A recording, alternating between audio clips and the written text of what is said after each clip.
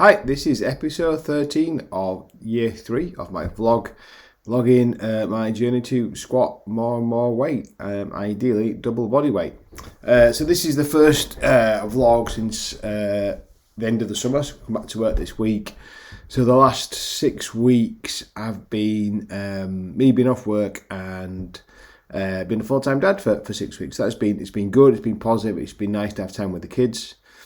Only minimal amount of arguing, fighting and complaining, but that's joy of kids, eh? So those who kind of saw what I posted just before and during that kind of summer break was that had quite a profound impact on my capacity in terms of time to train and energy left to train with.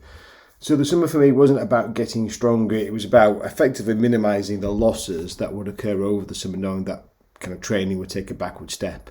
So typically I train once to twice a week, and that would normally be at 8 o'clock at night-ish after being looking after the kids all day. So just like didn't have the energy or the kind of the kind of headspace to really kind of commit to pushing myself hard in the gym, and that was okay. That's the kind of the seasonality of life, if you like. But now back in.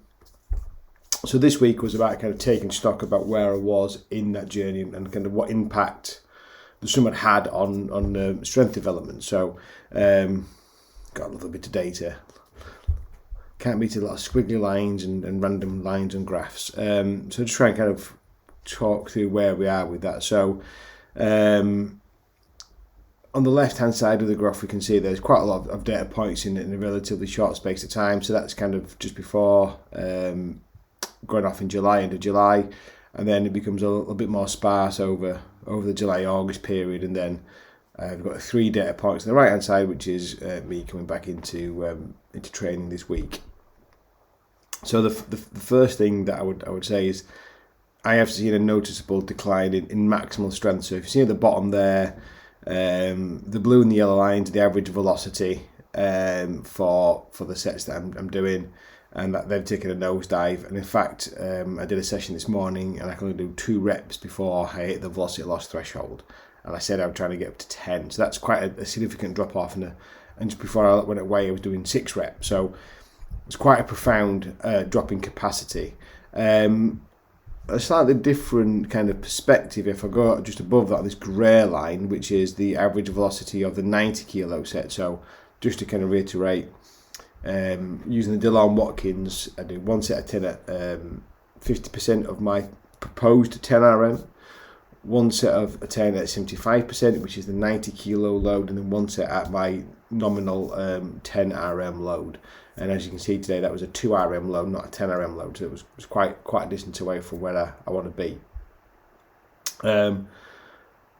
So it looks like my kind of mid-range strength, if such a thing exists, that kind of some maximal strength capacity hasn't really declined that much or has come back much more quickly, whereas my max strength has taken a bigger hit. Ability to access those higher end motor units and fibres is diminished quite considerably.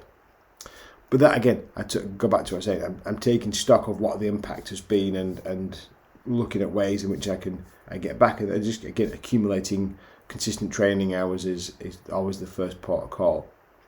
I also had a bit of a reflection on how training was going just before I kind of broke up for the summer period and applying the VLT. So I listened to a podcast the other day and somebody said make the main thing the main thing. And when I kind of reflected back about if I do the velocity loss threshold approach and I do 4 to 5 reps at my heavy load, that isn't really an awful lot of volume. It's not a lot of kind of training exposure to get stronger with.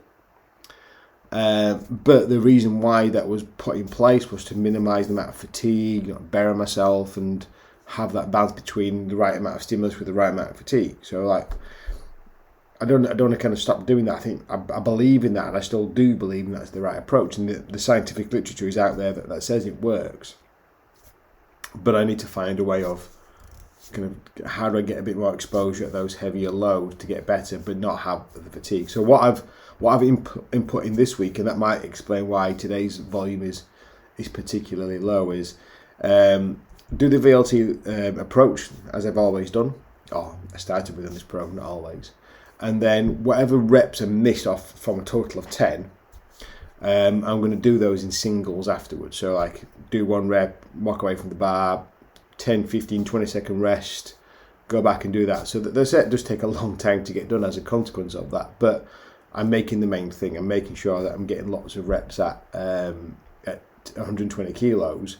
And because of the inter kind of rep rest, I'm not building massive fatigue up, or I'm not crushing myself at all. So whatever velocity I stopped the set at, I've always achieved a greater velocity that in the single. So yeah, it's a bit of a workaround, but I think I want to let that play out and see how that goes. And obviously I'm still doing the weekly undulating periodization. So this week will be a hard week, and next week I'll back off a bit. I'm going to come back into a hard week.